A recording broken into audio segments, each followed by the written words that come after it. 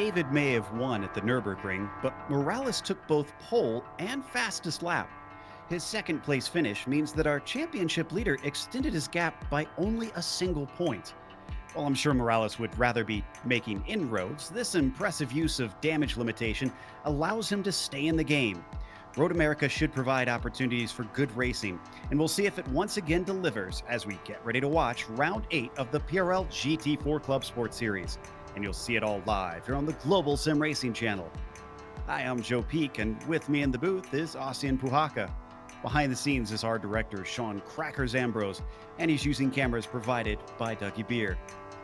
Road America and Elkhart Lake is usually widely praised by drivers as one of the country's best circuits. To get an idea of why it's so popular, let's head down to our track guide. Welcome to Road America.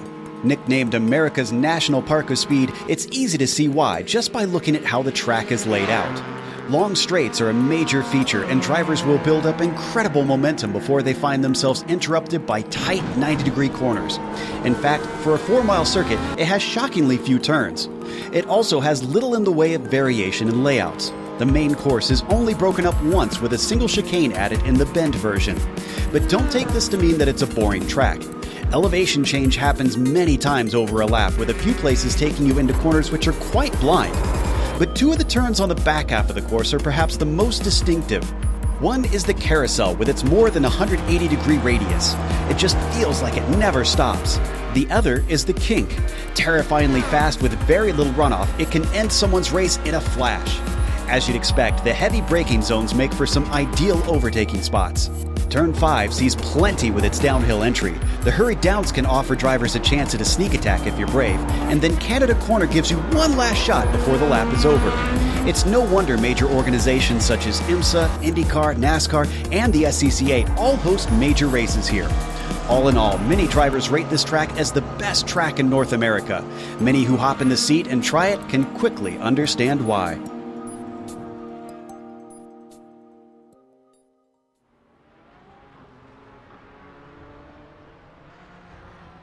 Track having seen action, especially in sports cars, for a lot of years, and it's going to get even more today. Ozzy, what are we in for, and what are the drivers in for here at Elkhart Lake?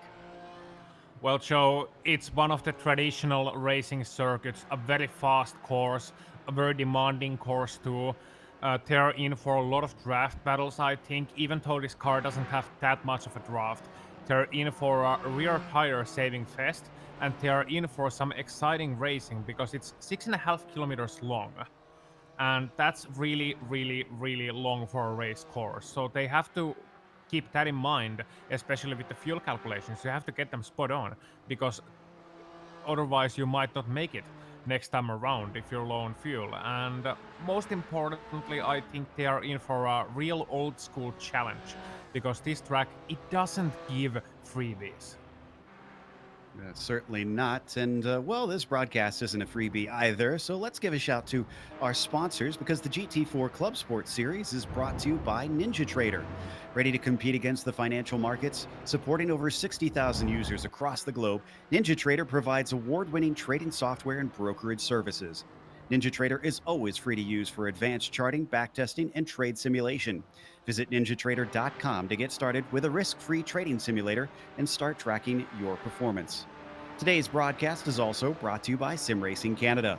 Pay less, get more with SimRacing Canada's custom aluminum rig build for the starters to the pros.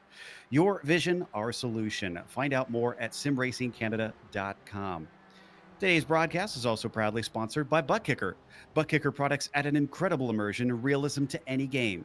Feel every nuance and truly put yourself in the driver's seat.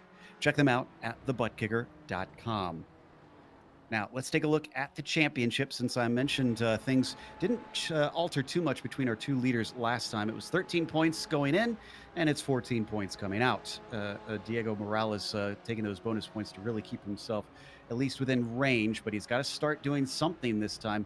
Palacio, Avital, and Daly rounding out the top 5 with third and fourth really, really close. Only 2 points separating those two drivers. Let's go over to the team standings as well, where Ozzy's got the update. Yes, indeed, I do. Davidson Motorsport Porsche still in the lead, with SRT eSport Blue in the second place. SRM Green already 69 points behind, rounding out the top three with NinjaTrader Ford and We Racing in fifth place. Now, in case we have viewers who have not tuned in before, we always keep race details at the ready just so that you kind of know what's coming here on the broadcast. It's a 45-minute sprint race here for round 8. This is the standard distance they use in the Club Sport series. It is open setup on these cars. Now, they do have some stuff they need to watch out for. You can see that they'll get a drive-through penalty if they go over 16 incidents. That includes things such as off tracks and spins or car contacts, and they're actually disqualified from the race. They'll disappear from the sim immediately if they hit 24. So they got to keep it clean out there, even though these cars can bump and bang out on the track and keep going. And I mentioned the bonus points helping out. There's how they can earn those.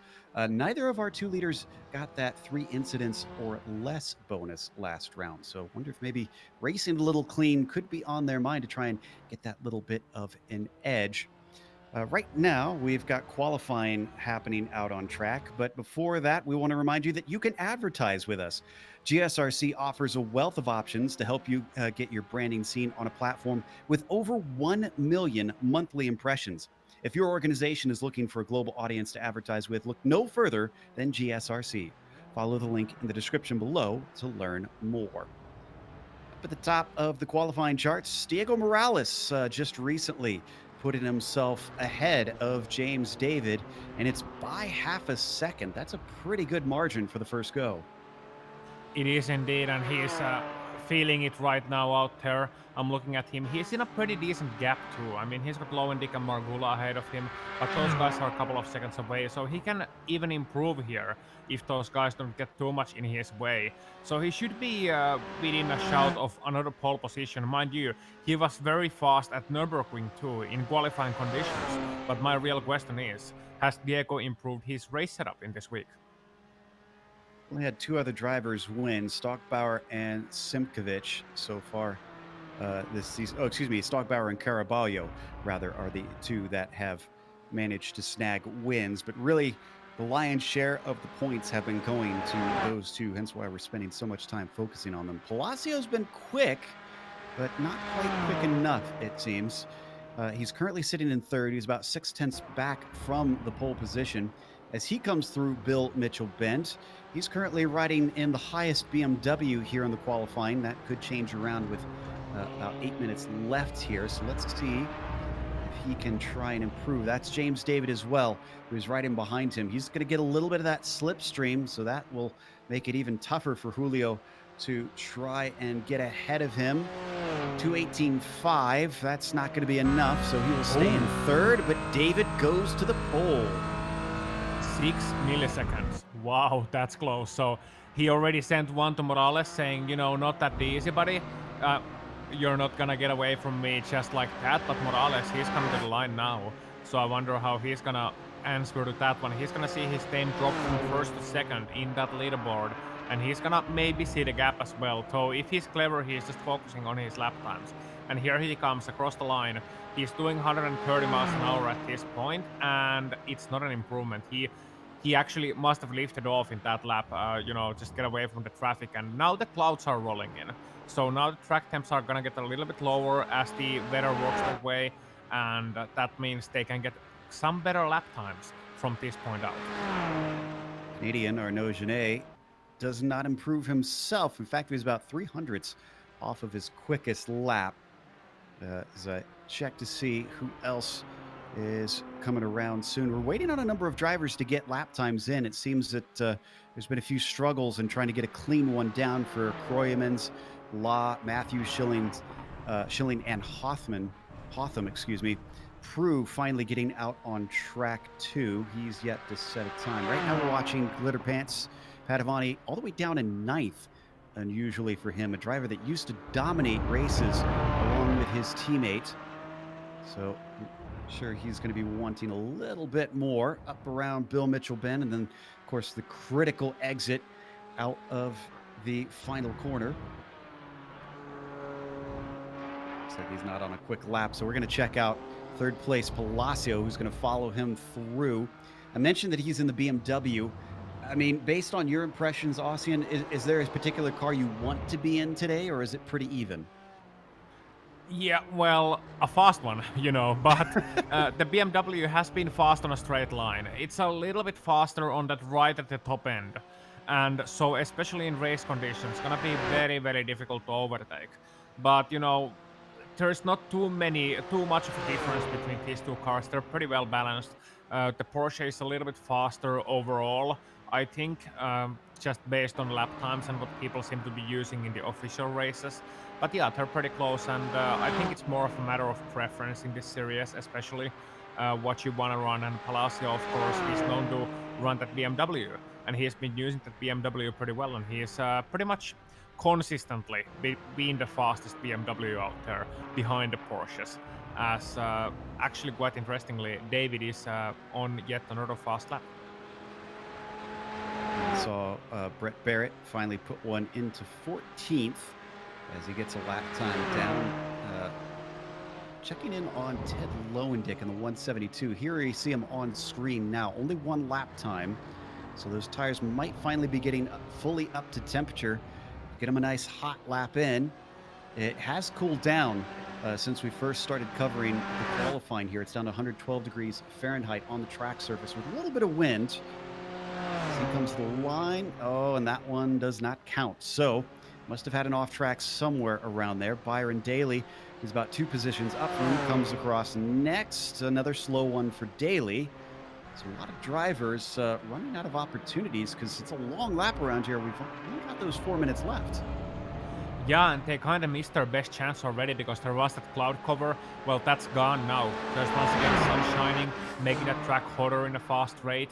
And we got 29 degrees air, 44 degrees track temp, and it's only rising. So, these drivers are going to be, of course, a little bit gutted about missing their best chance. But they're still going to try their best, of course.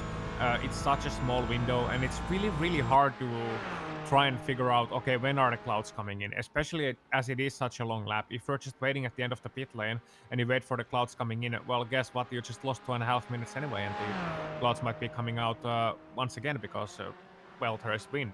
Wind moves clouds. It's better. It happens, even on iRacing. Joe? Yeah, it's the nature of racing, really. And they are trying to simulate that. We saw Padovani improve by quite a margin and get himself up to 6th place. So now we jump down to the driver that he just improved upon, Piotr Margula, in the 66, who has an on lap himself. All right, Morales up next to the line, sits in second, and has 6 milliseconds to try and overtake for the pole. Doesn't count for him either. He's going to get 2 more chances if he stays out there. Yep, 2 more, and he has to get it done. But he's in a good. I keep talking about the good space, but really, it's so important to have that space between yourself and the next car. And we get some clouds once again on the first sector as well. So this is good for Morales. And speaking of those clouds, you really, really notice it once they come in. You notice there's a little bit more grip as the sun is no longer heating the track. And these drivers often use something called a delta bar, where you can see your progress versus your best lap time or the best sector. How you use it, or if you use it, it's a matter of driver preference. But seeing the green in there, which means you're ahead of your best lap time, well, that's just something you always want to see, and it gives you such a confidence boost too. There's Lone Dick coming across. I'm watching Kenny Rodriguez, who's having a very good qualifying. Doesn't improve this time by, but Rodriguez, who we tend to see in the lower half of the field typically, is all the way up to 10th today. So this could be a good one for him. Yeah, and it's great to see him doing great because he's usually been a good racing driver. He's involved in this series heavily, and in race conditions, he's always been racing clean and racing good. And he's not the fastest guy out there, but it's great to see guys like that, get their opportunities. It's kind of like seeing that fourth line guy score on the NHL or something like that. So it's always heartwarming to see. Sebastian Prue finally got a time in towards the end of this session. That'll put him into 17th, and Crota looks like that's not going to be any quicker. Well, what about Genet? Ooh, leading a couple cars up here. That's Tremblay behind him. Not quicker for Genet. Tremblay, nope, not for him. Same thing for Palacio. Man, It is just seeming tough to try and get any quicker. You were right about the early stages of this qualifying being the best opportunity because so many drivers have come across and been disappointed. Yeah, and the track is only getting hotter once the sun keeps going down on it. You get more rubber on the track as well, which may make it difficult. Now Morales, he's coming across the line and he's been on a good lap. I've been watching him all around and it's been looking good. And 2:17.7, he takes the pole. It was good enough. 2 tenths up on James David, who is still out on track, and this is going to be his last chance to do it. So here's Foes now, who's down in 24th. About 30 seconds left. We'll take a look at our former pole sitter here in a moment. There he is on screen. No improvement for Foes, for his fans wondering. I think the checkered flag going to be the first to reach it will be Kenny Rodriguez. Let's see how David does. Let's keep the cameras on the Canadian. I'll be watching the rest of the field to see if we have any other big jumpers. Looks like Morales won't be able to respond as he is ducked out of the qualifying session now. So Yeah, David was a little bit loose in the king toe, and it always throws me off when you see these guys braking because you have to start braking so early to Canada corner. You're thinking like, okay, this guy can't be on a good lap, but that's just the way this car is. And oh, that's a big one. That's a big mistake. Yeah, that's not going to be improvement. yeah, that is going to do it for our battle for pole, I'm pretty sure, unless is Palacio out there? Yeah, Palacio is out there. So he And might he's in have draft. something to do with this. And Prota is going to be the next one. The Brazilian takes it up to the final corner. He'll be followed by Genet and then Palacio. Is Prota happy enough? Is he going to try and finish the lap? Yes, it looks like he is. Doesn't duck it into pit lane. He's got to improve upon a 20.1, 220.1 as he sits in 11th. Oh, and he slows. So he is not happy with that. In fact, Genet up next with the 2:18.9, putting him in 5th, and he doesn't go any quicker. What about Palacio? It's a 2:18.3. It's quicker, but he's still 4 tenths down on the front row. So that is not going to do it for him. No, and look at the gap between top three and the rest of the field. Morales, David, and Palacio are just putting on a driving clinic out there. Certainly looks very lopsided. As well, Foes is lopsided off into the gravel, unfortunately, on Canada corner. So that ends his qualifying lap. What about Brett Barrett? I believe he got across the line in time. He makes the same mistake, goes a little bit wide, but keeps it on the track. So at least it's clean enough that it could count if he wants to keep at it. It's a 15th place currently for him. Another driver with his first lap as his best, a 220.3. Up and around that last turn, and it's a long slog up this steep hill to the finish line. He's not happy with it. He's just ducking it in. That's going to be everybody, I believe. That is our whole field done with qualifying. Got a little bit of time since this is a rolling start, so we can kind of analyze the grid here. And this is interesting because remember those bonus points. Diego Morales, again, has locked one down. He gets a bonus for the pole position. James David is going to be starting next to him. The bad news for Diego is it started like that last round at the Nürburgring, and James won that race. Julio Palacio, not able to catch them. He's just been a little bit off the pace. We've seen him come home kind of all his lonesome lately in that third place. Is it going to be similar today, or will Jean-Marc Tremblay, who starts to his outside, going to be able to challenge him? Arnaud Genet will be starting in P5 with Byron Daly. Didn't get to cover him much in qualifying. He managed to get himself into 6th. And Glitter Pants was shuffled down to 7th since we last looked here. He'll be on the inside of that row. Pyotr Merkula to his right side starts in 8th. You've got Ted Lowendick in P9. And then we talked about Kenny Rodriguez with impressive qualifying, getting himself up into 10th.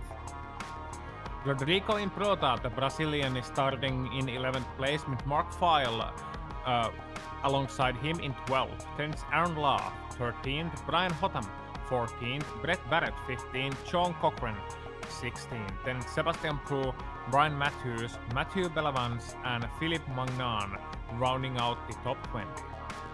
Last few cars are Spencer Simkovich starting 21st today. You've got Glenn Bowen behind him in 22nd. Gary Schilling starts P23. The last two drivers to put times in are Sean Foes in 24th and Stacy Hunter in 25th. Frank Kruemans, it looks like he will line up on the grid because he is in the session. So he is here today. So hopefully we should see all 26 drivers take to the green flag here for the PRL GT4 Club Sport Series. Now, if you are wondering about what your favorite driver is doing while we don't have them on screen, make sure and check out GSRC.tv, where we've got live timing and scoring all race long, and every single car will be visible to you so that you know exactly what's going on, even if we aren't showing it. We hop on board now with Palacio. He's waiting for that front row to take their cars out there. Now, I guess the nice thing about this, the fact that they still have this long pace lap, Ozzy, is this going to help them get the tires up to temperature, up to working conditions, or is it not going to be that great of an advantage for them? Not really, no, because you can't. Well, the way people heat up tires, with those fast swerves and such, you have to really do it right, or it doesn't work. You kind of have to hit them against the brakes, and that way you can get some heat into the front tires. But really, it's still gonna be cold tire adventures through the first couple of corners. And these drivers are getting ready to the pace lap, and I guess they can use it for sightseeing and fine tuning every last bit. Think about their race strategy. Think about what the track is looking like, how's it feeling. Track temp 42 degrees Celsius, so that's around 110 Fahrenheit, unless I'm much mistaken. 108. I was Very close. I'm getting close. better at this.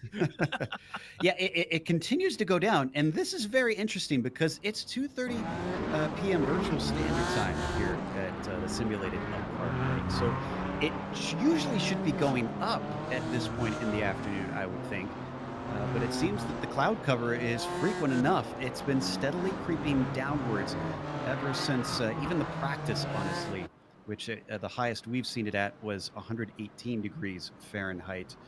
Now they've already taken off behind the Porsche pace car, and drivers will now get a reconnaissance lap to look at all the beautiful scenery here at Oh, Elkhart Lake. I think in that shot you see just now, I think that's the famous Road America Turn 2 that you can see on the middle portion of that, what we would call a straight line there. And then they come into turn 3, and I think we should explain this because some newer viewers might be confused why we call that one the turn 3, but it's actually turn 3 on the official track map. And the next tight left bend, that's a turn 5. There is turns 4A and 4B in between. And you can indeed see the track turning a little bit on Dougie Barrett's wonderful cameras. And you can see the track turning a little bit there. But usually in Europe, those wouldn't be really called corners. But there is no official designation as to what constitutes a corner. I think it differs between continents, where in Europe there are some designations, in America not so much, and that's why you see things like Road America's Turn 2 and turns 4A and 4B. Indeed, that's turn 5, and then it starts to get normal, apart from the fact that Carousel is 2 corners. Yeah, last night Ryan Jones was having his own little tirade about Road Atlanta and some of the unusual corner numbers that they have there as well.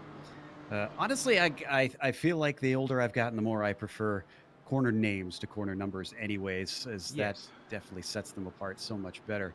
This is not really a corner name right here. In fact, the straightaway is what it's named. That's just the Hurry Downs.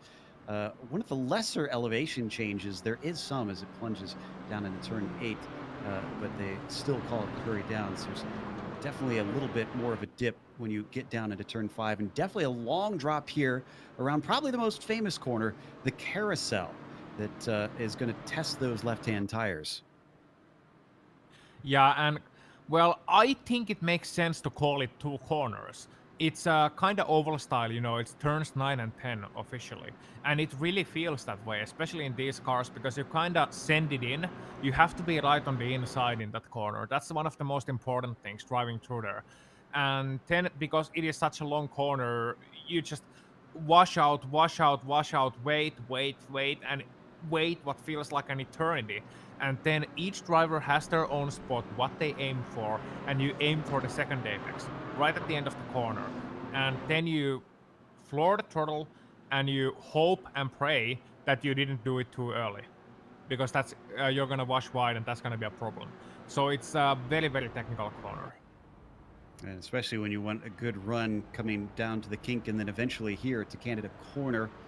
And then they'll emerge from the woods as it rises back into Bill Mitchell Bend. And you come back to the front straight out of the final turn. But the pace car is going to leave them be from here. And Diego Morales will have control of the field. So what kind of start is he going to get? Is he going to be able to jump away enough that he can keep from being under attack into the first corner? Will it actually be a worse thing to be on pole? There goes the pace car. He's given it some time, and now he is off. Good start there from Morales. Horrible start, though, for our championship leader. James David is getting swamped. Not only has he lost second, he's lost third. And finally, Byron Daly decides not to try and overtake him. But this looks great for Diego Morales, who is well ahead. That is Daly on the inside down in the red machine. Looks like he's going to go side by side with David as they try to sort it out. A little bit of contact behind them. Didn't quite see who that is, but I'm not seeing any major incidents yet as they now hit turn three. Pants. Yeah, it was clear pants. Jefferson Paravani in car number 69 who had a bit of contact, but there's no major incidents, you're right. And nobody's spinning out, nobody's crashing in the first couple of corners. Very clean and very good, especially for Diego Morales. Morales is loving that, seeing David fall behind a couple of their other rivals. Now that they break into turn 5, cold tires, cold brakes. Oh, and very cold for James David, who once again makes another mistake. Outbrakes himself. I don't know if he's lost the position, though, because Daly's still fighting him. He's got the inside up into turn 6, and now finally David has to give way. Indeed, that was well done by Byron Daly, you know, realizing that David's in trouble and he's not obliged to wait behind the championship leader. He absolutely wanted to get past. He wanted to get into this train too, because that's the one thing about Road America.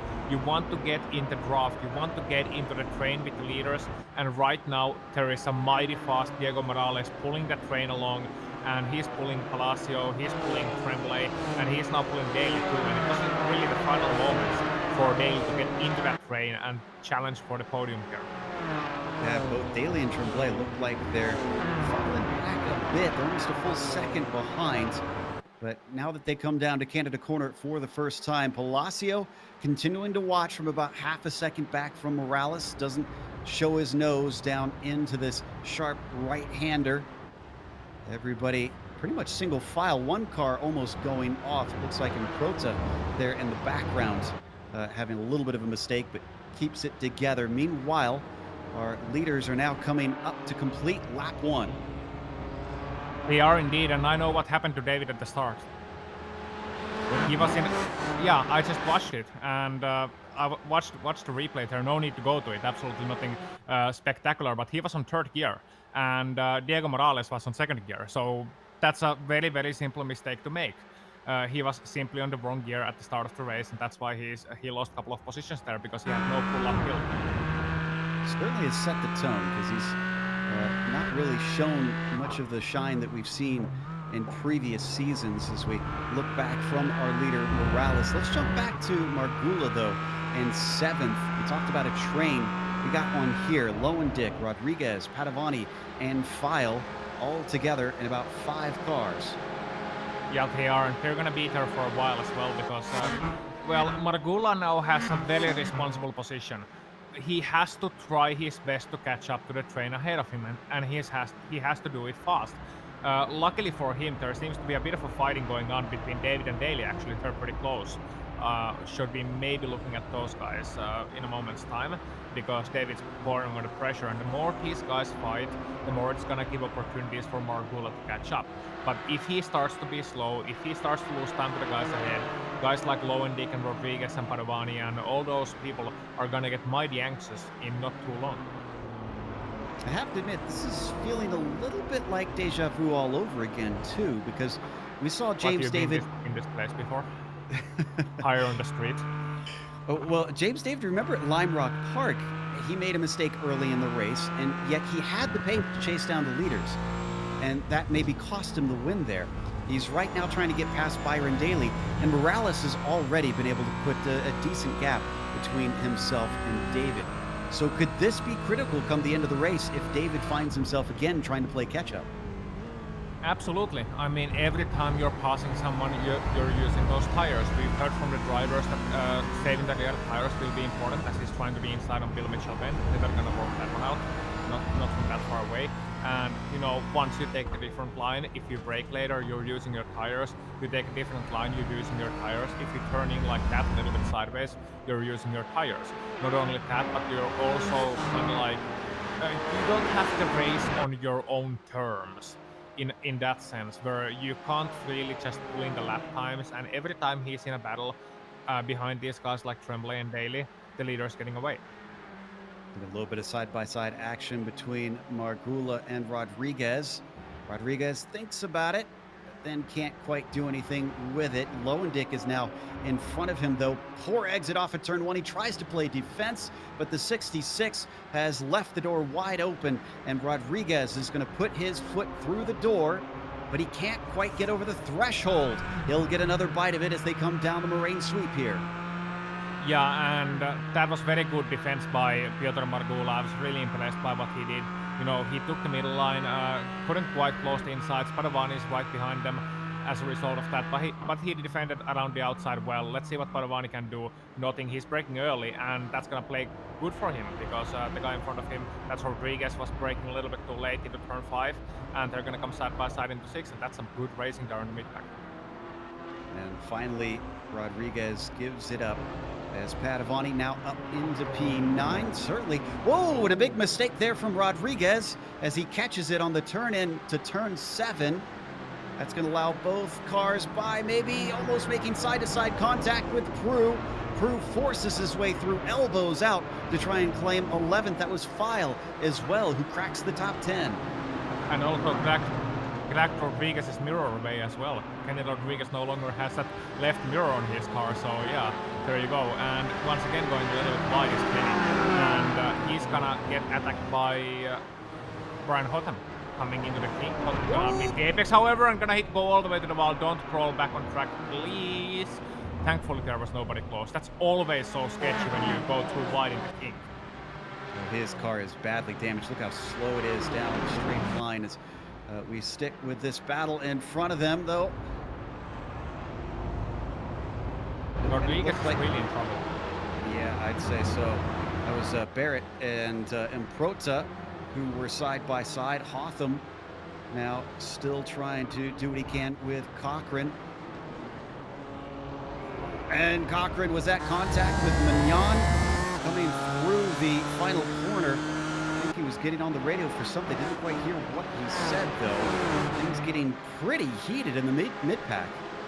Oh, yeah, Rodriguez's problem started all the way last lap. No need to go to it, but in turn 3, when Margula had the defense, he actually hit the back of Piotr Margula a little bit, and that went up at the front of his car. So that's gonna lead to a lot of problems. Of course, these cars are very, very, very sensitive to contact, as we are watching James David, and that means, once you have a little bit of contact, it can bend up all sorts of things inside the car, which in turn is gonna lead to a lot of issues, as we saw with Rodriguez there, and potentially with David as well, because he's falling a little bit back as further ahead of them Tremblay and the Daily battle. Yep, and they tried to battle into turn 1. David got caught up in it and was slowed up immensely, nearly got overtaken by Genet, but I believe Genet is his teammate, so he's kind of been playing the team game there and hasn't been pressuring him too much. Meanwhile, Daly and Tremblay have been going at it hammer and tongs, and this is for the 3rd position. So a lot of points at play here. A little bit of a defensive move from Jean-Marc down through the hurry downs. Yeah, and it looks like to me like, they're going into hammer and tongs right now, and they might go into the corners like hammer and sickle. It's our corner. And that's Baron Daly trying to look for that run into the king. And, it's not really a passing play for the king itself. It's where you look for a run to the exit, but both of them pretty much equal pair. James David as well having to follow through, so nothing doing there in the Canada corner. Now, the good thing for James David is that he has his teammate, Genet, behind him. So he's not under threat per se, because that's such a precarious position. If it would be someone like, say, Ted Lowendick behind him from a different team, that he would be trying to attack and under attack at the same time. Now he can watch. So it's a proper popcorn position, as we say often here. And well, James David can basically just chime in and wait. That's what he should do. I don't think he should be aggressing these guys too much, and the reason is that the top two, I don't think he's gonna catch them up anymore. You know, it's a long way to go. I might be wrong. James David is mighty fast racing driver, but it looks a little bit unattainable to me. Already 6 seconds from Tremblay to Morales and 3.5 to the second place. I can tell you that Cochran, who's been having a bad time, has had another wreck, but don't need to go to it. That was just out of Canada corner, a little bit of side by side, sent both he and another car into the wall.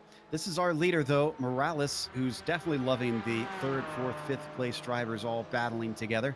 He's 2.5 seconds ahead of Palacio in second place and 6 seconds ahead of third place Tremblay. Ooh, Tremblay, though. Oh, here we go. Daly's going to try around the outside. Defensive move from Jean-Marc. Deep into the corner. Can he powerhouse it with some grip? Yes, he can, but it's going to be the outside for the second quarter in a row. No, now he can clear. No. James David goes around. Did he stay out of the wall? Oh, what about his teammate?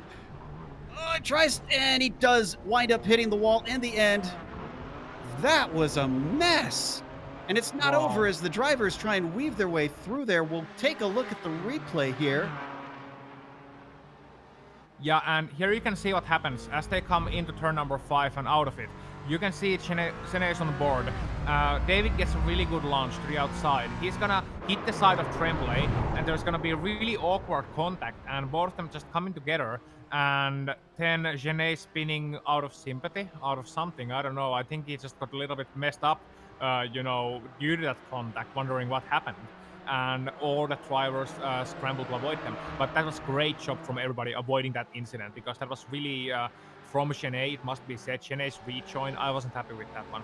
But other than that, great job by everybody to avoid a bigger mess. Remember those 14 points that was the difference coming in? Well, a win, 35 points. 10th place where David is, well, he's now in 9th, 22 points. If he stays put, if he's not able to climb forward, that gap could shrink down to practically nothing and maybe could give Morales the points lead after today. This pressure is now really on for James David to try and recover. Yeah, he is, and he's got a lot of fast racing drivers ahead of him as well. It's not going to be easy. And he's got a bit of damage in his car as well. That's gonna make it even worse. Behind him, too wide as well, it's Kenny Rodriguez, who's been slowly falling back, and Aaron Law. And Aaron Law's gonna get past him pretty easily. Mark File next up in that pack. Yeah, Rodriguez, who qualified in 10th, now gets shuffled back to 11th. Look at Law. He's passing David. Yeah, I think David must be a little bit damaged here, and he almost gets squeezed off by both of them, Rodriguez and Law, giving him just enough room. They come down to turn 7 as the cloud cover returns, and it's going to be a drag race. Well, this will be a good test. It's a better exit for James David, but as they start to hit their top speed, will Rodriguez claw him back? Is the damage arrow-wise? Is it top speed-wise for the number 89? He's losing out a little bit now. Yeah, and Mark File did the smart thing of waiting it out. I was looking at Mark File. He had the best run by far out of all three behind him, but he waited it out, didn't want to get into that mix. And now for James David, it's all about damage control. He has to wait until he's inside the pit window. The good thing for him, the good news is they got a spare car in this series, so he got to pit as early as possible. And then, once he's pitted, use that new car to his advantage. There's still positions to be gained. Look at the pack that's ahead of him. That's a pack that's stretching all the way to position 4, to Ted Lowen. But he's gonna have to get to work, and he's gonna have to get to the pit lane soon, and then start putting those lap times in. Get his nose to the grindstone, and start showing why he's the champion. I mean, put yourself into the shoes of James David here, because it almost seems like it's compounding here today, Ozzy, that he started in the wrong gear. Then he started making some mistakes at the start as he nearly loses it through the kink. We're watching the cars ahead of him right now on screen coming down into the braking for Canada corner. This is Lowendick and Margula fighting for 4th. But put yourself into James David's shoes as we ride on board here with Piotr. How do you get over those mistakes? How do you keep that from mentally hanging over you and try and refocus? I don't know, these shoes are way too small. I can get them on my feet. No, I feel like I'm losing the circulation in my toes. Come on, man. But yeah, life in another person's shoes is usually uncomfortable. But it's just a matter of give him a break basically, which is what I'm trying to say. He needs a break. He needs a mental reset, couple of laps, because Kenny Rodriguez is now getting past him. He can't relax when guys passing him left and right, especially when it's guys who normally are nowhere near him, as we have a car ahead of them as well, and that's Padovani. That's Glitter Pants out ahead of them, and that's going to be a free position for David, at least one. All right, a lot of position for Padovani too. He falls down to 13th. Oh, he got help big time. Prue Yeah. is going to give him a nice little shove, and that'll Oh. send him way out into the beach. Yeah, that's not a little shove, that's a mighty shove. Pro completely missing his braking point there, and as a result of that, just sending poor Padovani all the way into the beach. And as nice of a combination as having glitter pants and being on the beaches, I don't think he wants that in a motor race. Certainly not. You can see he gets it going once again. David, who found his way back up to 10th, is looking for 9th now, side by side through turn 7. We didn't see that work out well in IndyCar, but it worked out well here. Rodriguez now shuffled back to 10th. So David working on that reset you were talking about. Maybe. No, there's another mistake. Way wide coming out of turn 8. That offers an opportunity for Rodriguez, but I don't think he's got the grip a long way around. A lot of marbles and gray stuff out there at this point. And indeed, he does have to back out. Oh, and another one. Yeah, and I think he was a little bit spooked by the exit, or there might have been a little bit of contact. Can David keep it out of the wall? The answer is yes. He's coming back on track on the king. Padovani is almost hitting him. Padovani making a great job realizing that situation. That's not easy to avoid someone in the kink like that. And so David is shuffled further back as well. So that's really, really bad. And Aaron Law is meanwhile out in Canada corner. He's going to come back. No need to go to a replay, but Kenny Rodriguez and Mark File passing him by.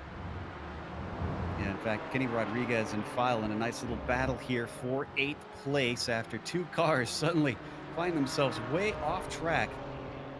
Let's watch from File's perspective as the 77 climbs uphill. This will give us a good idea of what the draft is like and how much more power the BMW has at the end of the straight. Already, he is reeling him in at a rate of knots, making it look like Rodriguez is a sitting duck. He's actually, it looks like maybe a little bit of an early break, and he lets the 77 through. Yeah, and we got James David, championship leader in the pit lane as well, along with Aaron Law. So the good news for him is the pit window is now open, so he can finally get that good car, because he was really struggling up there, Joe. See quite a bit of damage on the right side of the car as well. Yep, and it pops back into place. So definitely took the spare car as we expected. Now, will this put him back into free air? That's another big question. He came in with Law, and he's going to get out just ahead of Law. No, he's not. Law out accelerates him. What is going on with David? Wrong gears, I suppose. But yeah, meanwhile, we got a battle for. We got Cochrane going really slow. He was 16th place. Semkovic gonna pass him by as well. I've been keeping one eye on this as well, because it's a good 4-car train from 16th to 19th. I suppose it's 14th to 19th now, and there's gonna almost be contact. That was so close. Track limits? What track limits? Everybody going wide there. That's Mignon and the orange, white, and black machine, who's still side by side with Cochrane. I don't think Johnny is going to be able to hold him back. And indeed, Mignon is going to get through. So looks like that is going to give Mignon 16th. Cochrane falls down to 17th. Behind them, that is Bella Vance, who is also trying to get into the fray. Yeah, indeed. And all of those guys keep their battle going, and good battles around as well, showing some good racing as well. It's been one of those races, I think, Joe, so far. It's been one of those races where people make mistakes. Of course, it's easy to make a mistake here. So it's a battle of attrition, and we so often talk about those. Now, Mosport, I'm reminded of Mosport and the great performance by certain someone whose surname rhymes with Slick in my mind, and look who's in 4th place. Good point. Ted Lowendick up there right now. Interestingly, he does not have the highest climb right now. That is Sebastian Prue back in seventh place, qualified 17th, up 10 positions. And we were talking about he and Mark File a little bit earlier. Well, he's leaving Mark File behind currently, so he's looking pretty good in this race. He is a couple of more guys on the pit lane as well, Padovani and Rodriguez, and those guys, just getting repairs done and trying to get back to the track as soon as possible. I feel like people. Okay, I'm gonna go on a bit of point here about people complaining about realism. Well, in a series like this, I think having a spare car is absolutely a good idea. No matter how much you talk about it, because these cars, they break so easily that sometimes even a little bit of contact, like we saw with Kenny Rodriguez in the start, for example, he had tiniest bit of contact, his front end was boned in, and he lost all his speed. So yeah, it's absolutely a great thing they have the spare car, so they have actually an opportunity to make something out of their afternoon. After Padovani pitted, he came out just ahead of James David, who was in clear air for the most part. So he's got to try and overtake Padovani, though. In the meantime, looks like he's certainly got a long day ahead with 24 minutes left to go, slightly more than half the race. Lowendick, who is just ahead of this battle that we can see behind Margula, whose car you cannot miss, being chased by Genet, who now carries the flag for his teammate, trying to get the better result. Yeah, that Margula car, it's Brian Blessed loud. And Genet giving him a little tap to the back of the car, and you need to be careful with that. As I mentioned about damage earlier on, those little taps to the rear bumper, once that rear bumper gets bent, the way it affects, because it's a single unit, the rear bumper, all the way to the behind the rear wheels, the wheel arches. It's a single unit, and that's gonna lose a lot of downforce for you. And indeed, Margula coming into the pit lane surprisingly early. I wonder if that played an effect, and very careful with the entry. This is not a track I expected a wide variety in terms of pitch strategies, but it certainly seems that a number of drivers either need to or willing to risk trying to do something different. Yeah, and Prue and File as well, very close into turn number one. File on the outside, Prue on the inside, and File is gonna make it, Prue is gonna make it through and rise his way to the sixth. So, Sweet 17 was his starting position, and he's in sixth place. Wow. Whoa, deep into the corner from Mark File, though, nearly rear-ending the 79.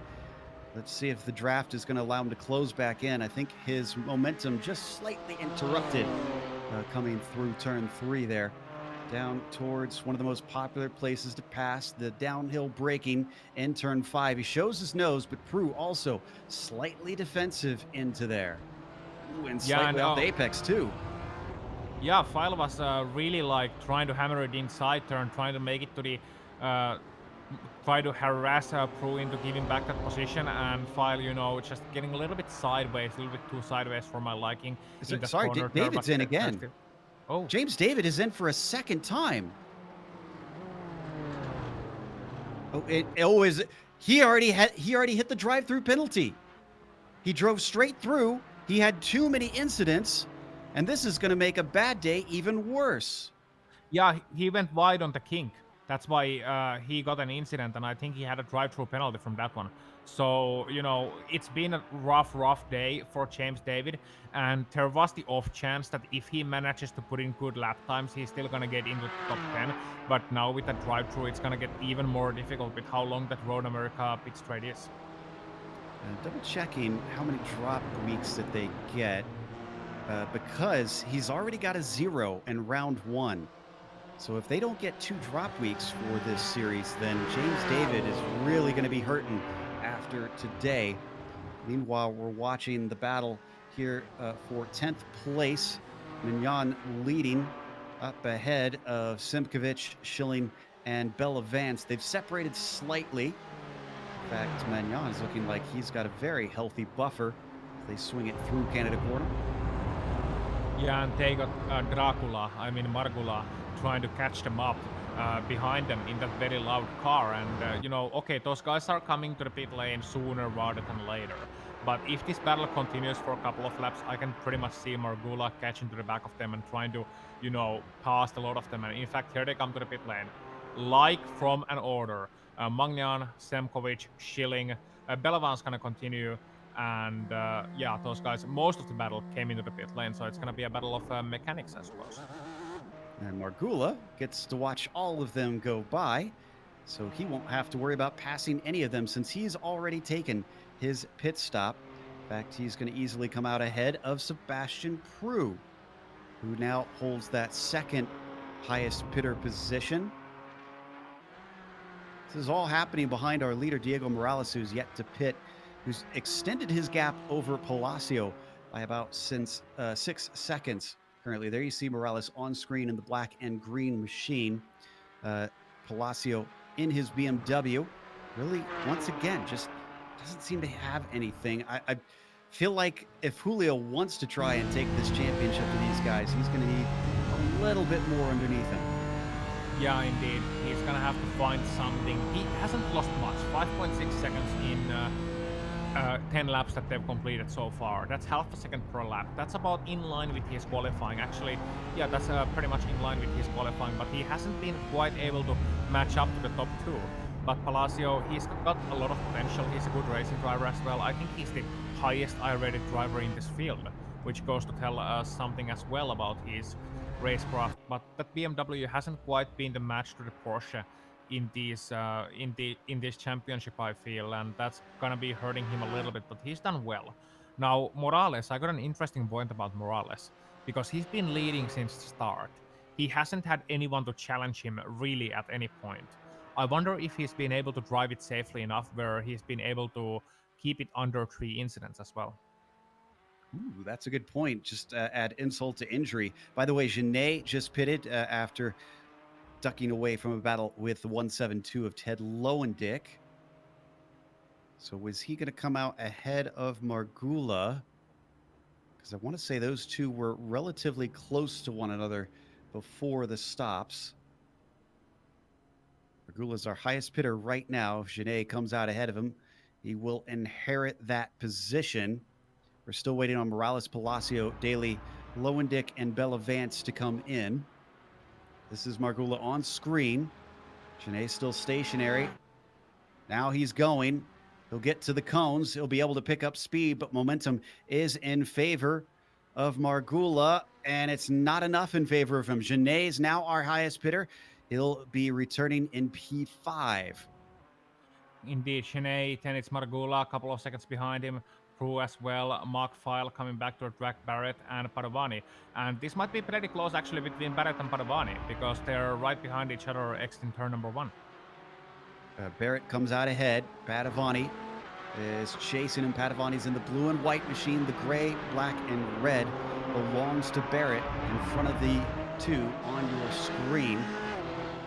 Just about everybody has pitted at this point. It's a great run down the moraine sweep from Glitter Pants. Does he dare try and stick his nose up the inside at turn 5? He's a little ways back, but if he feels strong enough about it, he's going to show it at least. He's going to try it. He is deep onto the brakes. Can he get to the apex cleanly? Yes, he can. He's given space, and Barrett is going to let him through. Shiny! That was really clean in turn number 5. And Barrett, I don't think Barrett wanted to fight it off too much. I think he saw that, okay, Padovani is gonna come in there to the inside, and, Barrett just thought that, okay, let Padovani lead. If he's so eager, then let's see what his pace is. Now, I got a question for you. I've been meaning to ask you this all season, and I'm gonna ask it now, and I think you're gonna know what it's gonna be. Okay. What does a man have to do to earn the nickname Glitter Pants? I was told the story at one time, and now I unfortunately have forgotten it. So we'll have to ask him again and try and figure it out.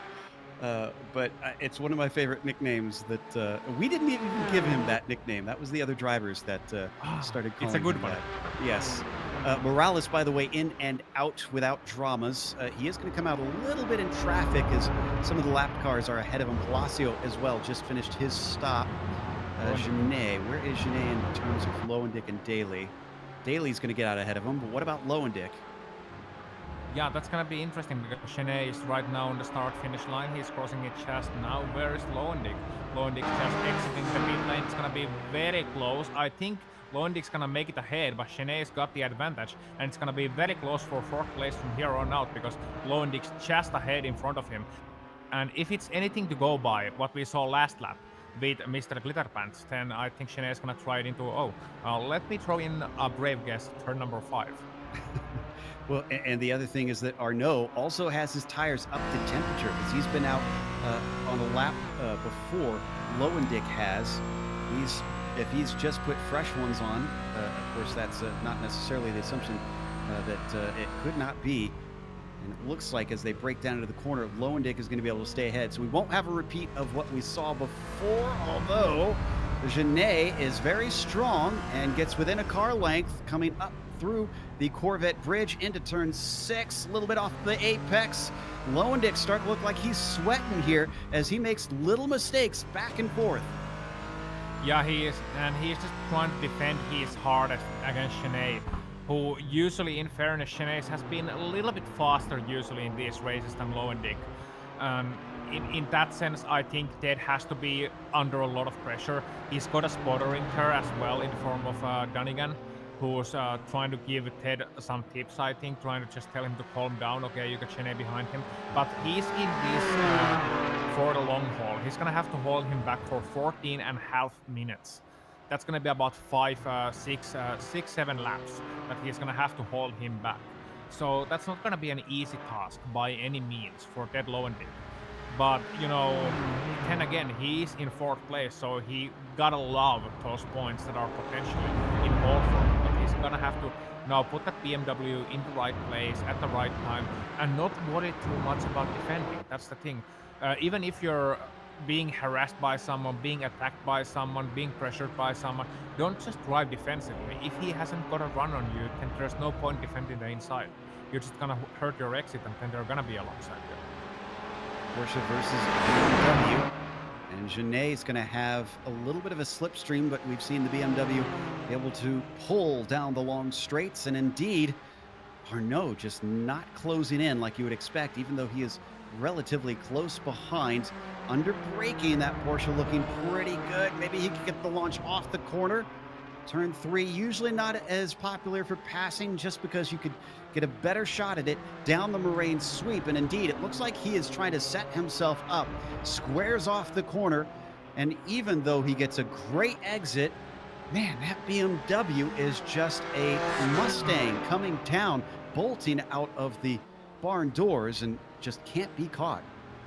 I think he's gonna do it in turn 8 though, because now that he realizes he doesn't have the speed on the long straights, which is to be expected in this battle. We talked about it before the race, the differences between these cars. One of the points highlighted, the BMW having a great straight line speed.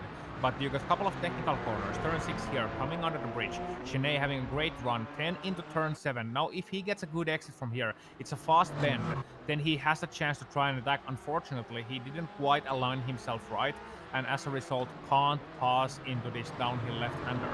But this is one of his better places. Other place is exiting carousel. He needs to leave a bit of a gap here and then have a good exit there and try it after the kink. That's the real place, another place. But he can't really, just wait for the main straight, which is the obvious place, and the obvious place in turn number 5. Those are not so great right now since he lacks the speed. So he's gonna have to do it via the exit. Oh, that looks pretty good. He stays right with him. Lowendick holding to the left side. Now he drifts to the middle, trying to set up his braking. And in fact, he is going to try and defend as Genet breaks a little bit too late, almost sends it completely off track. But Arnaud somehow saves it and doesn't even lose time. Lowendick still well within his grasp. But now they're coming up to 2 of the longest stretches on this track, the front stretch and the moraine sweep. Could this be once again a frustrating moment for Arnaud? No, he gets a very good exit. I think he might have it, Ozzy. Well, his exit was good up until the exit curve where he had to lift off just a little bit because he was getting even closer, but he apexed a little bit too early. And he still may get a run, don't get me wrong, because you got the uphill and the draft here, which is going to be great in turn number 1. But yeah, he kind of needed to leave a little bit more space there, and Apex just a little bit later, then he's golden. Right now, he was a little bit too anxious, and into 3, he's coming very close. This time he shows his nose, and now he actually goes for it. Will he regret this decision? He makes it stick. Ted. No, he's not going to. Lowendick spins the tires and hands it over on a silver platter. Ted. And, you know, he was trying to maximize his exit from 3 as well because he knows he has the straight line speed. He could challenge him coming into 5, being that close. But right now, it's not going to be there for him anymore. Not right now. I mean, Ted could surprise us. Ted could have show a bit of speed towards the end of the race and still catch up to him. It's not over, but for now, it's match point or no. Maybe we'll have a little bit more of an even fight between Schilling and Matthews. This is for 16th place if we head down there. And Schilling actually went a little bit defensive down into turn 3 as well. Matthews, who's going to get a much better exit, could go side by side. Interestingly, Gary goes to the right. He doesn't defend the inside. He must feel pretty confident that, or he just doesn't feel like trying to hold him off because Brian has the speed. He's going to be half a car length up, and he brakes early. So Gary Schilling isn't going to fight it. Nope. He brakes at the right time. Matthews brakes too late. Yeah, I was looking at it, I was like, either he's giving that really easy or he's just gonna laugh and watch. And that's one of the most glorious feelings as a racing driver that Gary Schilling just felt. And, you know, money-related puns aside, it feels like £1,000,000 when somebody's up to the inside of you and they're already past you, and then they just break themselves way wide, and you just watch them drift wide, and you're gonna be like, sucker. So now that that battle is settled a little bit, a quick update on our championship leader. James David is up to 13th. I think he either recently got by Mignon or he's still fighting with him here. That's Mignon in the BMW just behind him. So yeah, what are Mignon the made a points? mistake in 8, so he got fighting there. So 13th, where James is right now, is worth 18 points. Yeah, James David essentially, Morales essentially is going to be our new leader as long as he cruises home in this first position. And what a championship fight we will have on our hands at that point, you know. It's exactly what Morales needed. He needed one off round from James David. And then it's absolutely on between those guys. Now, you never wish for somebody to have bad luck in a race as much. And James David, it's been an absolutely dreadful Road America round for him. But it's going to make the championship fight really, really, really interesting. And I think we should give some love to Morales as well, because he's been faultless in this race. It's been fantastic for sure. As we watch this, I'm keeping half an eye on fourth since Janae and Lowendick are still relatively close together. But yeah, you say nobody wishes ill on their competitor, but I can just picture Diego Morales like that animated gif of Jerry Seinfeld sitting on his couch, just that's a shame, that's a shame. Yeah, a little bit of Schadenfreude, perhaps. And but yeah, I mean, take nothing away from Morales. I would have loved to see the fight between him and David in this race, but Morales just hasn't made any mistakes, and it's gonna be very, very difficult to, try and beat someone who hasn't made any mistakes. Now, I'm gonna throw in an imaginary scenario for you.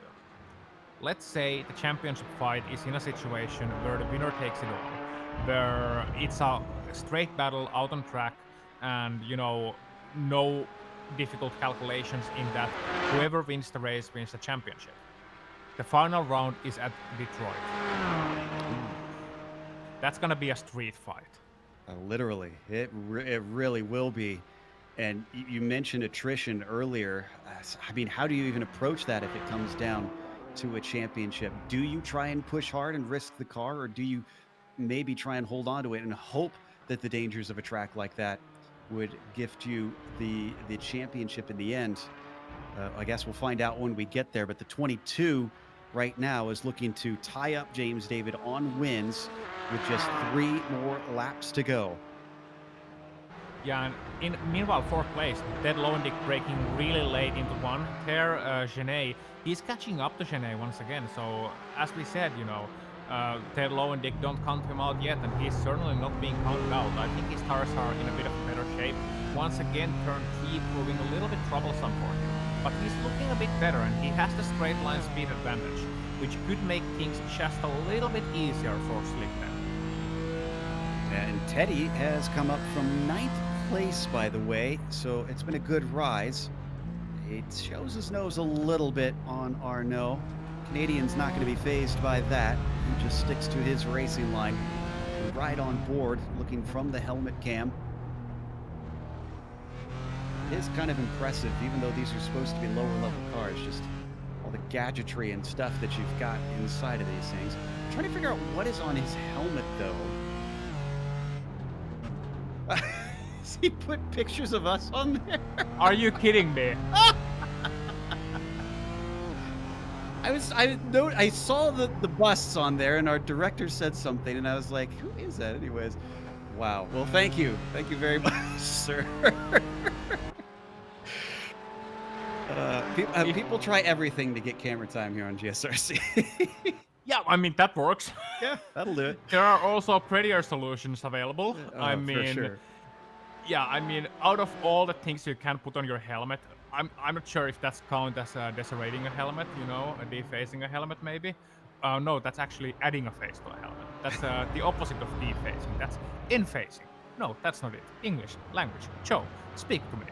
All right. Well, I'll tell you that my head, unfortunately, is probably just about as shiny as that helmet. But regardless, right now on screen, Lowendick and Genet is our closest fight up at the front. A little bit farther in the mid-pack, Kenny Rodriguez, who qualified in 10th, sits in 10th, is trying to hold on to 10th. Brett Barrett is going to attempt to deny him of that. It's about 2 laps to go for him to try and do that. Yeah, and actually Kenny's gotten past Brett just this last lap, so it's Kenny who's been promoted to 10th place and Brett Barrett who's down to 11th, and it's going to be a great fight between those guys with Tremblay trying to run them up. Jean-Marc Tremblay all the way down from, he started 4th and now he's 12th, and he's, 2:21.7 last time by, so he's faster than these guys a little bit as they're fighting. It might be a great battle. And they're not too far from glitter pants either, so might be a very, very interesting scenario coming into these last couple of laps. Now, gonna give a shout out to Kenny. Whatever happens here, a top 10 for him would be just an awesome result.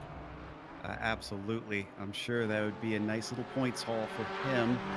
Barrett's still keeping him honest, though, as they're going to kind of weave down the Moraine sweep to try to break that draft. They come upon lap traffic. This is Glenn Bowen. Is he going to play a part in this? He's going to try and stay to the outside. This may have thrown him off just a little bit. Took a very shallow line. Rodriguez still makes the corner, but I think Barrett gained quite a bit through there. Now, yeah, he did. He did very much. And Brett Barrett, as a result of that, in an attack range once again, but he's missing the apexes. I don't like that. Missing the apex in turn 7, that's gonna hurt, and Rodriguez is driving really well. He's driving really consistently. By the way, speaking of Glenn Bowen, but since you mentioned hardcore, and he went off just as I mentioned him, so don't quote him. Don't quote him, please. Let's stay in this battle. I was gonna say, does he have a ghost Teletubby in his car? But, just keeping Kenny Rodriguez, Brett Barrett, this fight, keeping it alive. I'm really curious to see what Tremblay can do here. They might get a position, because just in front of him, you saw him way off there. That was Padavani. My goodness. Let's take a look at the replay here. He's going to lose a few tenths from it. Maybe shed a few pounds into his racing suit in the process as well. Just understeers wide. Yeah, wow. And that's a good save from him too. He kept it nicely on the throttle, didn't get too anxious, didn't panic or anything once he got to the grass. And once again, he's absolutely on the limit into the braking zone to the final corner. So he's definitely using up those tires. And Kenny Rodriguez, he's looking at it and he's licking his chops and he's thinking, well, that might be an interesting proposition. 9th position? Yes, please. I didn't see when the leader crossed the line, and I'm not sure how close we are on the white flag. If this is it, or if we're going to have one more, because we're down under 2 minutes, but already Morales is coming through turn 6. In fact, there you see him on screen, coming up to 7. Looks like we'll get one more, maybe, according to our timing and scoring. That sometimes can be a little tricky, so we'll deal with it as we get closer to the finish. Palacio now 6.6 seconds. Yeah, P7, meanwhile, Markfile going around the outside, Prune the inside, trying to hold him off, and oh, that's naughty. Yeah, Prune, that's, oh no, you don't do that. You don't do that, Sebastian. Come on, man. That's Sebastian Prue in the wall, and that's File in the wall as well, and that was just a little bit silly from these two guys. I honestly saw that coming from a mile away when File didn't make motion to leave the racing line and give some space. I was like, you're going to get turned, buddy. Yeah, that's So, Prue, not File, but yeah. Prue, excuse me, yeah. Meanwhile, we're back to Morales because we're not sure if this is it or if we got one more. I think it is indeed one more because he's got about 20 seconds to go. And yes, he should see the white flag this time by 15 seconds off the final corner and up the hill. Hopefully he planned for this on fuel as well. Oh, he's slowing down. He's slowing down. No, he's slowing down to get the flag. Yeah, checker flag. Is it going to give it to him though? No, it's not going to. He tried it. He had the space, but yeah, it is white flag now, and he's got to pick up the pace once again. Yeah. iRacing can be a little screwy on those final laps since it does it by a bit of estimation. Yeah, and something else too. I think the flagman was like, nope, nah, yeah, drive one more lap. Come on, man. Yeah, he actually did get across, I think, right when it turned to 0. Meanwhile, going back to the battle for P4. Oh, we've had a big incident. Sorry, behind them. Barrett and Padavani. Are these related? Yes, they are. Wow. Rodriguez had gotten past Padavani, and poor Barrett got into the back of Glitter Pants, unfortunately.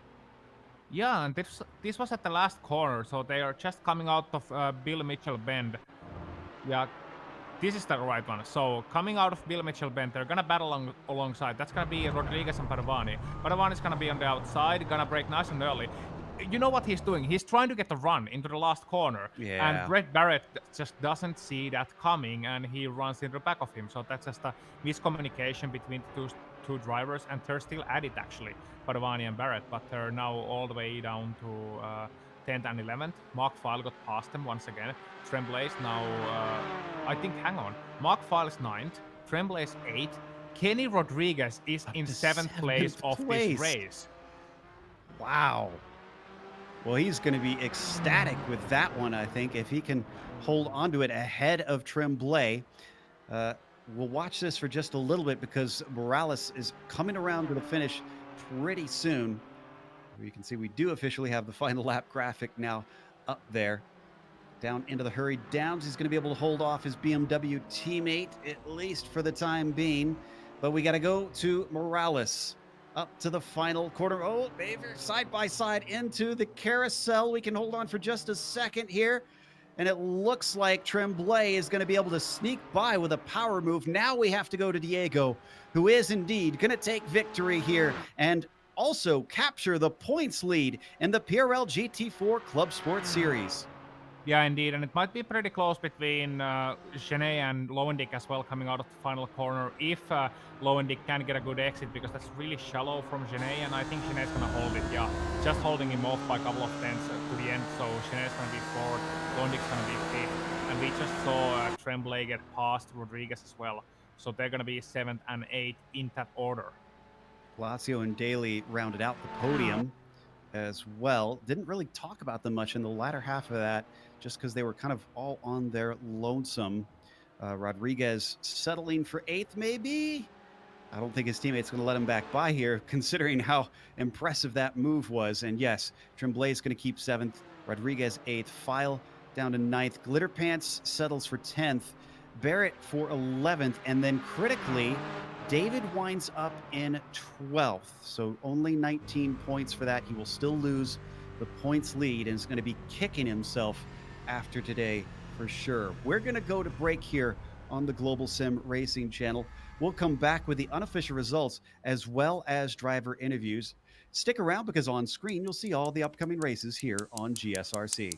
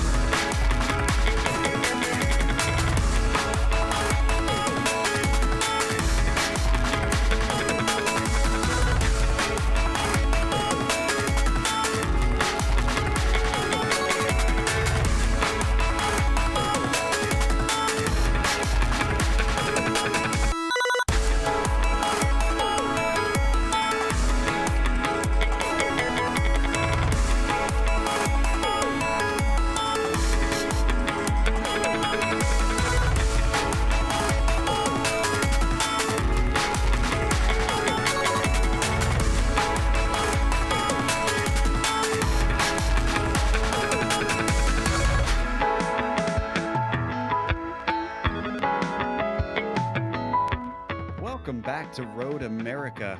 We just watched round 8 for the PRL GT4 Clubsport Series, and a huge change in the story for the championship as Diego Morales not only took his third victory, but now takes the points lead because of a horrible day for his main rival, James David. Julio Palacio dutifully rides home in second, picking up the pieces where many others had fallen by the wayside. Byron Daly did similarly, actually climbing up from sixth for a podium today. It was quiet, and he didn't get a lot of praise from us, but I think he deserves some after that.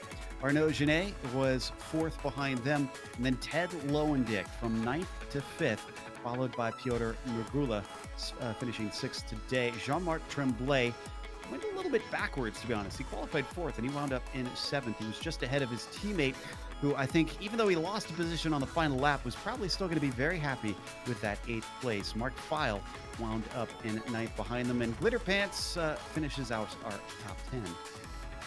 Indeed it is. Greg Barrett 11, James David championship leader down to 12. You don't see that one too often. Philip Magnan 13th, Spencer Semkovich 14th with Brian Matthews 15th, Mathieu Balavan 16th, Gary Schilling 17th, Brian Hotham 18th, Frank Kroijmans indeed starting and finishing the race in the top 20, starting 19th, Stacey Hunter 20th, one lap down, Glenn Bowen also finishing one lap down. 10-year list of retirements: Sebastian Prue, Sean Foch, Sean Cochran, Aaron Law, and Rodrigo Improda, running out our 26 driver field. But Joe Peak, he's going to talk to a winner and our new championship leader as well.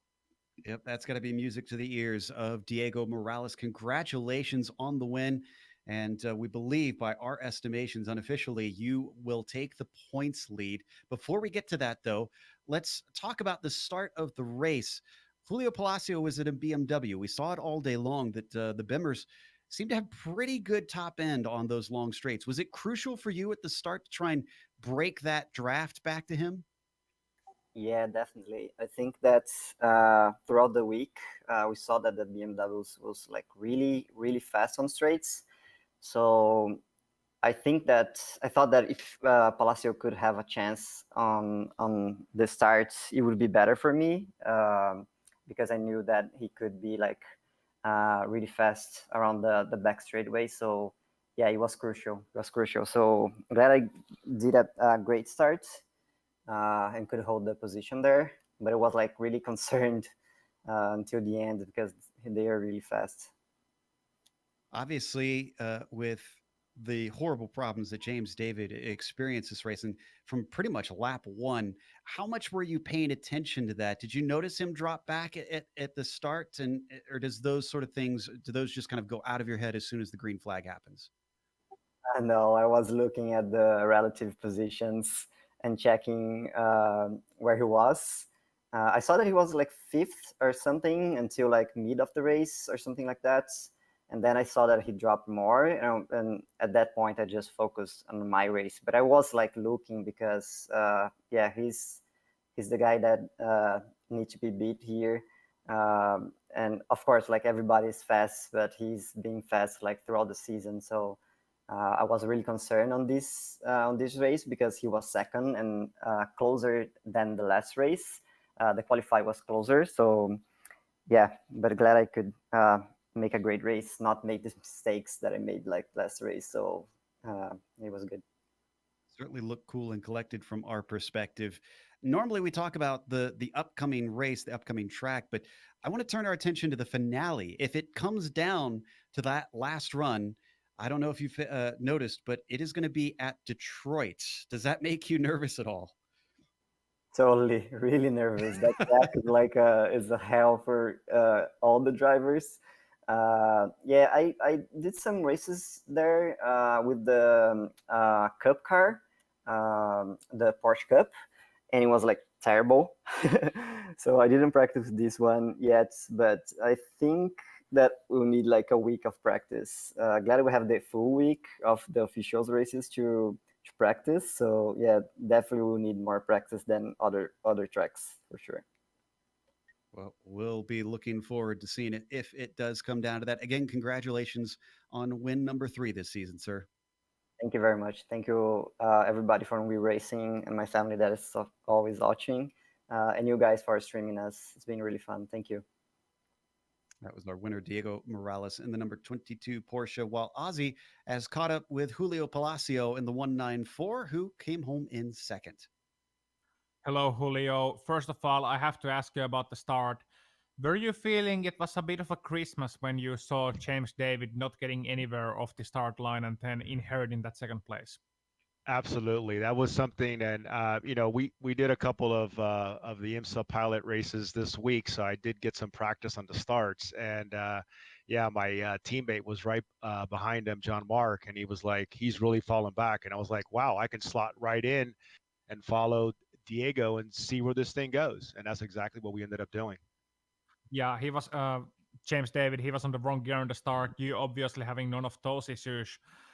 Then moving on. So you tried to follow Diego through the early parts of the race and see where it goes. Well, you ended up 4.5 seconds behind him, but it was a bit of a lonesome affair.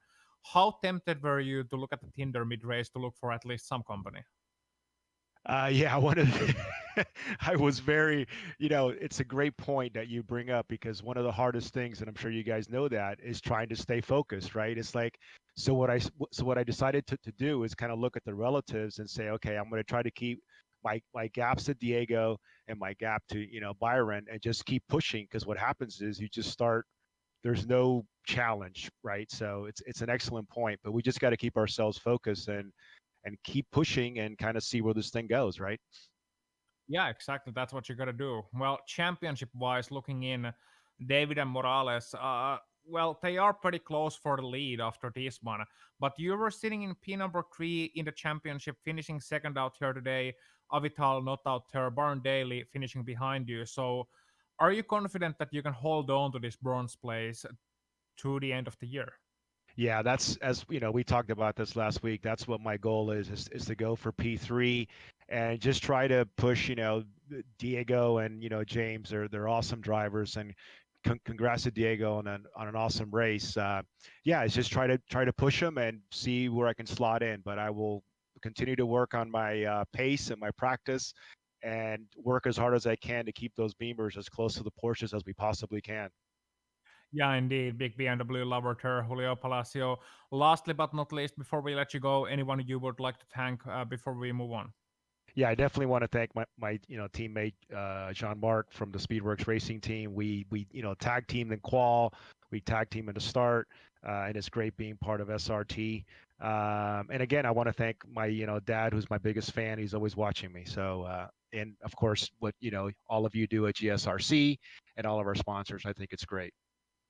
Yeah, I think you're great too, Julio. Thank you very much for the interview. And next up with Joe Peak, he's going to catch up with our third place driver. Yes, it was Byron Daly who had quite a bit of excitement at the start, but then things got calm. So let's go back to the beginning of the race, Byron. The very beginning of it, you were the one that was directly behind James David once you came down to turn one, but it almost looked like you let off a little bit. Is there a reason you didn't try and duck to the inside of him at the start? Yeah, well, honestly, I didn't think I could pass him to the right before the line, starting in the outside line like I did. So I didn't want to pass him there. And then uh, again, the full honesty, he's been really quick this season, and I figured I had no pace for him. So it was kind of worthless for me to try to battle him. It just kind of packed me up with everybody else. I thought, okay, I'll just let James kind of cut his way through the field and try to follow him as long as I could. Sure enough, things kind of went crazy from there. They really did. I guess his reputation precedes him, considering you weren't even willing to try the overtake. But in the end, you kind of cruised around. We heard a little bit from Julio about trying to stay focused and whatnot. Do you are you still happy with the third place, even though it must have been a little bit lonesome out there? Yeah, after the start, it was kind of a boring race for me. But at the same time, there's still pace I need to find to really be able to compete with a lot of these guys. And I kind of entertained myself trying to try different things, trying to figure out what I could do to try to be a little faster. Uh, Managing the gaps too. I knew Palacio was going to be impossible for me to catch at this point, but I knew I can manage the gap to Ted and just make sure that I didn't let it fall too far back, uh, get too small there. So yeah, it was more about just trying to learn and try to figure out what I need to do to keep up with these guys. These guys are really quick, and I feel like I got really lucky today. But I like to come in here more often. We'd love to talk to you more often. Well, hopefully we'll get to at Barcelona, but it seems like with the passing opportunities that we have here, it's going to kind of go in the reverse. We head off to Spain, where that place is known to be tough to try and get around people. Do you think you have anything for qualifying to get yourself higher than sixth? Well, that's the whole deal. Like I still feel like I'm not sure. Like I don't think my pace is really fast enough to be more than sixth or seventh right now. But I've always done this. I don't know what it is, but I've always been really good at racing people and putting people in in positions that they're not really comfortable with, and gaining spots because of it. And I think it served me well today. So it's like I always can qualify, mediocre really, but I could always find a way to get a couple spots or more in the race just from putting people in positions that they don't really want to be in and kind of benefiting from it. So Barcelona will be tough. It's definitely a track though that there's some awkward places you can try to make some moves, and I seem to be pretty good at doing that lately. So we'll see what we can do. Oh, sounds like it is right up your alley. That was Byron Daly, our third place finisher. Still feels like he has room to improve, it seems, is the general theme. That's going to close out our interviews, at least for this race. So, again, we want to remind you that if you're looking to take advantage of GSRC's over 1 million global monthly impressions, from official series sponsorships to commercial placements, we have advertising options customizable to suit your company's needs. Follow the link in the description below to learn more. We also want to give a big thank you to the sponsors of this series, NinjaTrader, who can be found, of course, at NinjaTrader.com. And then there's SimRacing Canada. If you want to get one of their rigs, go look at SimRacingCanada.com. And then if you want to update that rig, check out ButtKicker. Their website is simply thebuttkicker.com. A thank you goes to the companies that provide the software and the hardware for our broadcast. They're listed here on your screen. Additional thanks go to June Lalonde, who provides our wonderful music. See the screen for how to get a hold of more of her great work. And thanks to the team today, Ozzy, Sean, and Dougie. If you'd like to find out more about GSRC, including upcoming races, you can find it at globalsimracingchannel.com. There's our social media outlets as well. Twitter is at GSR Channel. Facebook is Global SimRacing Channel. And Instagram is GSRC_Graham. And don't forget about our merchandise store. We've got a link in the description below. It's just simply gsrc.storenv.com. And make sure to subscribe while you're looking down there. The big red subscribe button just should be off to your right. Now, the next race is going to be at Barcelona. That'll be Tuesday, August 10th at 9 p.m. Eastern. We have upcoming races for other series listed on the screen, so check those out and mark them down on your calendar. But until next time, race clean, race hard. We'll see you on the track.